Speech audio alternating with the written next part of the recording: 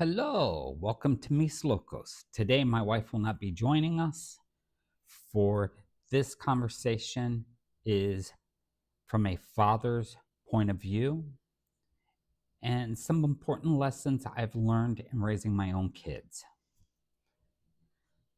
So let me start with lesson one. And yes, I will be using my cheat sheet. Um, I have problems with memory, so please bear with me. Uh, let your kids know you love them with no conditions. And I have a saying, my love is unconditional and is blind for you. I tell my kids this constantly. It does not mean that I do not see my kids for all their faults and all that they are good at. But when I love them unconditionally and blind. Just love. That's it. And sometimes we need to keep things just simple for our children to understand. And sometimes they don't need to hear all the other stuff, our opinions, and what we see that's wrong and right. They just need to know that they're loved. 2, teach them to be their best and let them know as long as they do their best, either God or the world, life will just take care of the rest. You know, I always told my kids, I didn't care how good they were at school. All they had to do was do their best. If they came home with an A, great. If they came home with a C, great. But if they didn't do their best, then that was a different issue. You know, life just requires us to do our best. So if we teach our kids to do their best, they can't fail life. It's just that simple. 3, teach them to reach for the stars. My father taught me to dream. And I think watching so many young people, they give up too quickly on themselves. And the most valuable thing I learned from my father was dream and dream big and try to achieve it, because you never know. In the worst case scenario, you're going to end up better than where you were. You know, I used to, as a kid, I would wonder why so many people, as they got older, would sit there and go, oh, I wish I did this. And I started realizing that they were talking about all the regrets that they didn't attempt to do. We only get one life, and it's very short. So why not try to reach for the stars in our lives? We may not reach them, but we sure are not going to end up where we were at. Something is going to come out of it, whether it's a lesson and failure or success. But we will end up in a different place than where we started. Number 4, teach your kids to save. Teach them how to use the stock market, bonds, some type of investment vehicle. Just not stick it underneath the pillow, but actually physically teach them. You know, my mom used to tell me, you got to save money, but she never taught me how to save money. And now my kids are a little bit older, and I'm trying to tell them to save money, but I'm also telling them that I will show them how to use the stock market or how to use bonds or 401k. And I wish I had started earlier. And what I realized, I didn't have the discipline and I didn't have the knowledge to do it earlier in my life. And it takes time for money to grow. And it doesn't take a lot, it just takes a few dollars consistently over time. It's easier to do it when you're younger than as you get older trying to do it. So teach them at a young age, show them. And if you don't know how to do it, learn it so that your kids know how to do it. I have this saying, if you want your kids to do something, make sure you've done it yourself. It makes a big difference because they can't say that you didn't do it. So why should I have to do it? And I'm a big believer in, before you tell someone else to go do something, you should at least try it to make sure that what you're saying is right.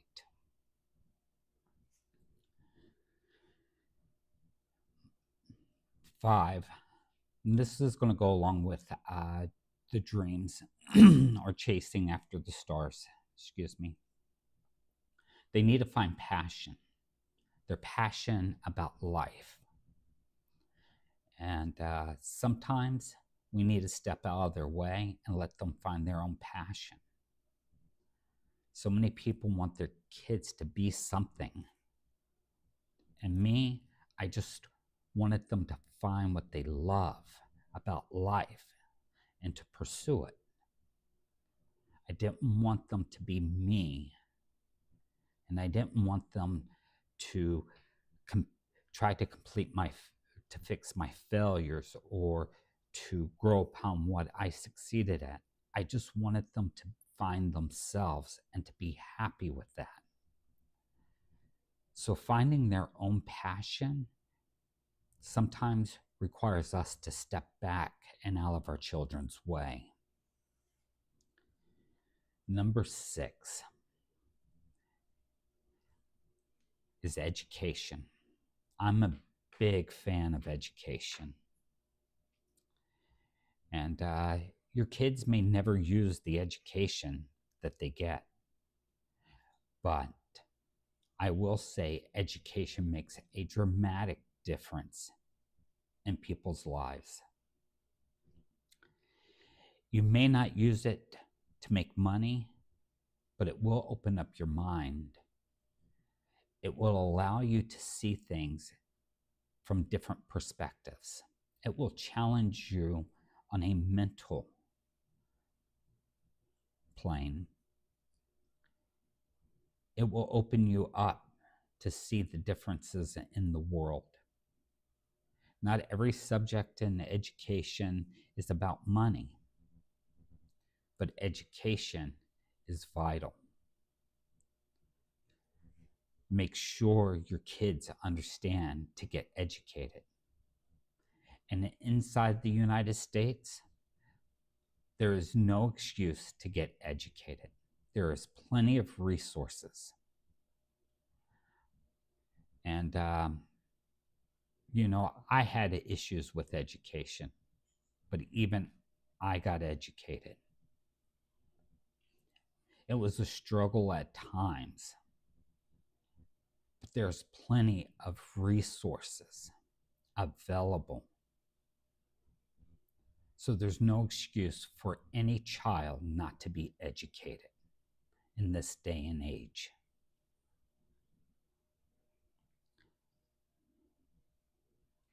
Number 7, boy, this is vital.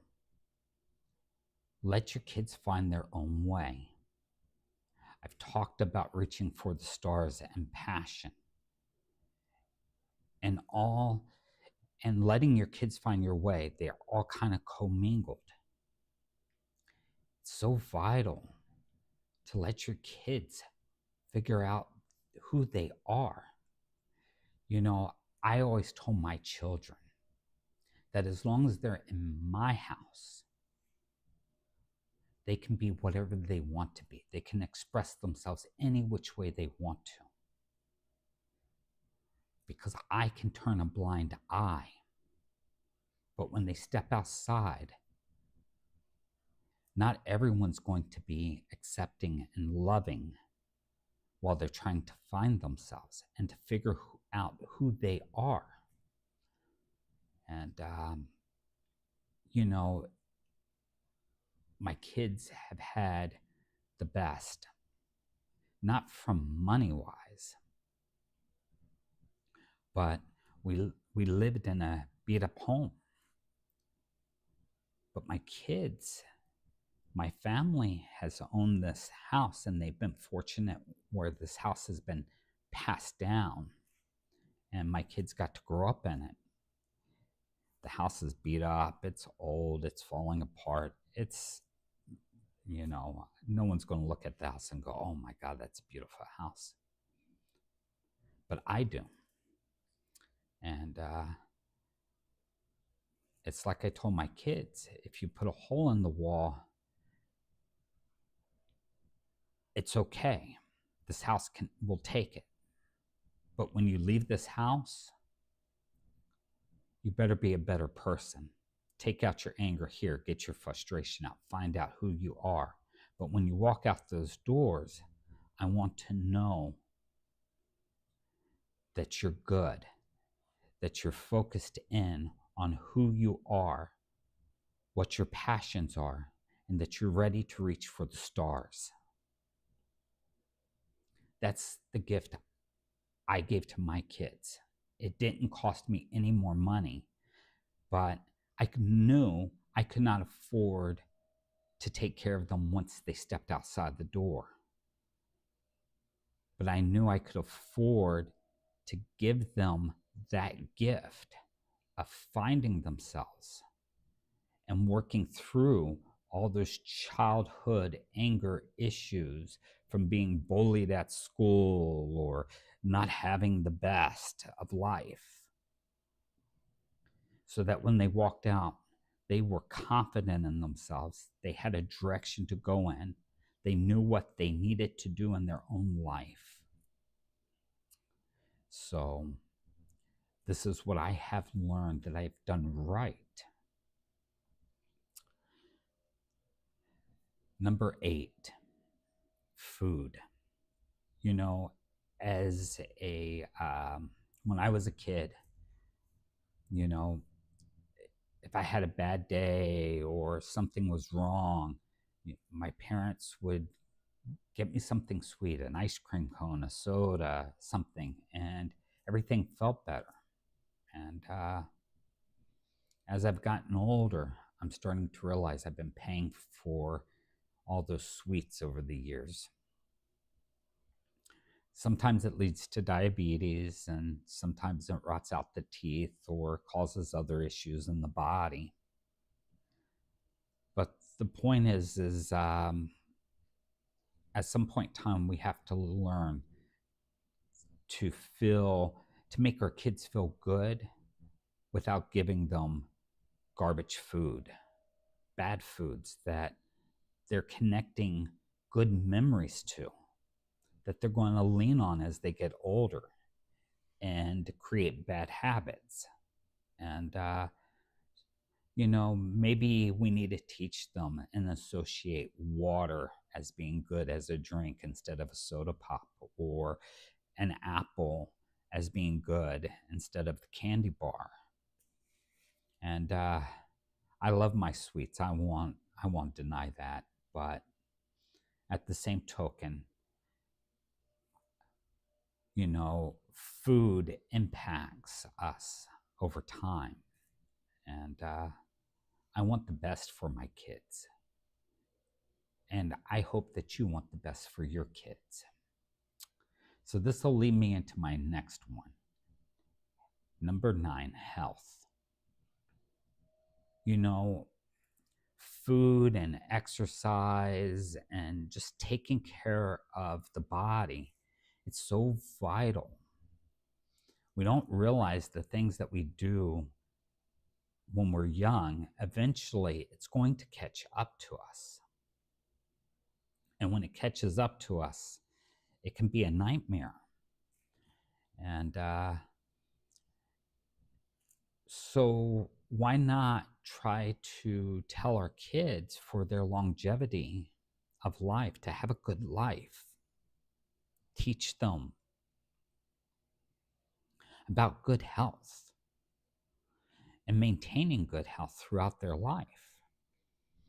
And so I tell everyone, rethink about giving them bad habits and associate memories with good things or better things that will help them over the long term. Number 10, this is the hardest lesson for a lot of young people. We have to pay our dues. You know, there's no written contract out there, but it's a kind of a quiet contract or a part of the social contract that our parents take care of us. And at a certain point, we go out into the world, we work, we try to save, and we try to pay our dues. So we have to give back to society. We pay our taxes, we save some money aside, we help other people help us. It's a mutual underlying agreement that we don't talk about in society.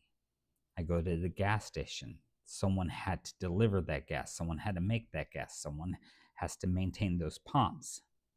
I do a job to help someone else out. In return, I expect to make a little bit of money. And over time, that money will add up, hopefully, if I do all the right things. And so many people seem to say, oh, I can't afford to pay my dues because I can't afford to get a house and I can't afford to take vacations and I can't do this and I can't do that. And I'm going to tell you right now, for all you young people, my parents couldn't afford it. My grandparents couldn't afford it. I couldn't afford it. And yet everything turned out all right. And it's hard for every generation. I didn't know how I was going to get a house. My parents didn't know how they were going to get a house. I remember as a child, sometimes people just couldn't afford food. You know, we ate chicken all the time growing up. It was the only thing we could afford because it was always on sale.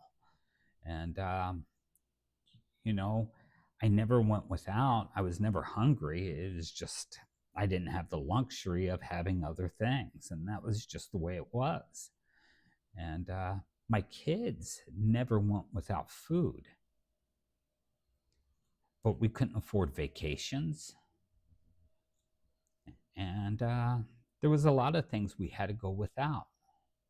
But we were okay. Life wasn't bad. And at the end of the day, I ended up having a house. At the end of the day, my parents ended up having a house. At the end of the day, my grandparents ended up having a house. And at the end of the day, if you do all the right things and pay your dues, you will end up having a house if that's what you want. But at 18, 20 years old, I'm sorry that you can't retire at your age. Boo-hoo for you. Everyone has to pay their dues. And, you know, it's tough. It's hard.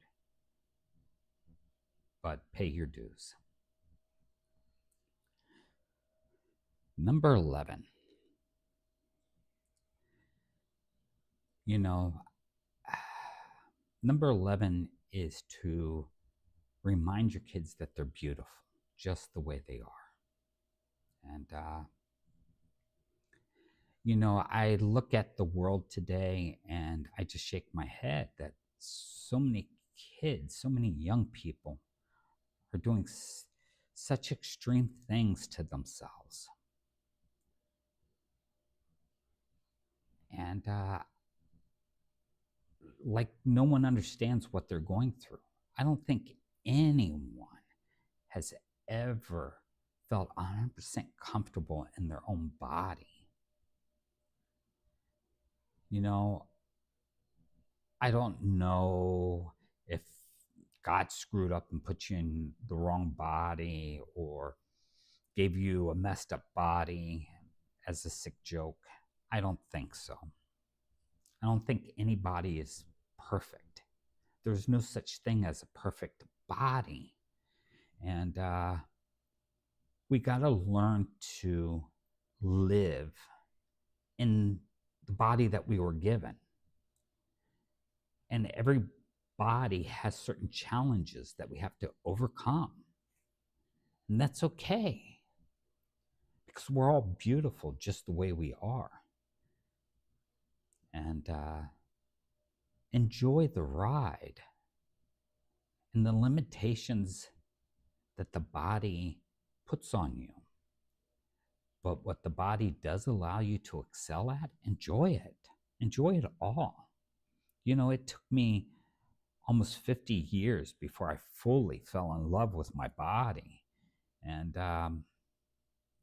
you know, when I was young, I was trying to look, beautiful, and I had to make sure I was dieting and wore certain clothes. But you know what? It never made the body any more beautiful or any more perfect. It never made me feel any more secure about myself. And I think as we just get older, we just give up on it. We're just like, it doesn't matter at this point. It isn't that it doesn't matter at this point. I think it's more that we realize that we're becoming comfortable in our own body at this point, and that it's okay. It's just okay. And so at this point, I just enjoy my body, what it can and cannot do for my age. And it's a beautiful body, and your body is just as beautiful. So let your kids know that they are beautiful just the way they are. And it's okay not to feel quite right in your own body. It's okay. And but it doesn't mean we have to go do crazy things to ourselves to feel better about ourselves. That just doesn't seem right. You know, there's long-term implications to everything that we do. And that gets back to health. And there's better ways of living. You know, my kids didn't turn out to be the best in the world, but my kids are definitely not the worst in the world. And they're doing just wonderful in their lives. And for a long time, I was worried about each one of my kids. Will they make it? And my youngest daughter would get mad at me because I'm always joking with her. And she goes, "Why do you talk with the older one so much more serious?" And I turn around and I says, "Well, if you're doing everything right, and then all there is for me to enjoy the time that I have with you. I don't have to get serious. We can just goof off." And just remember, your kids are special. They're a part of you. And no matter how much we don't realize or we don't think about it, we don't fall far from the tree. And let your kids become that beautiful soul and human that they deserve to be. And it's okay to struggle. It's okay to fail. It's just, do we know ourselves? Do we know how to reach for the stars? And have we educated ourselves enough to see how to move through life. Are we paying our dues? Are we saving a little bit of money? Are we taking care of our health? And are we eating the right foods? I wish everyone the best. From one parent to another that's older or younger, I know you too will find your way at being a parent and loving your kids the best way you know how. If you have any questions or comments, please feel free to leave them. Either I will get back to you or someone else will answer it for you. But at the end of the day, the only thing I can say, I send my love and wish you the best on your journey. Take care.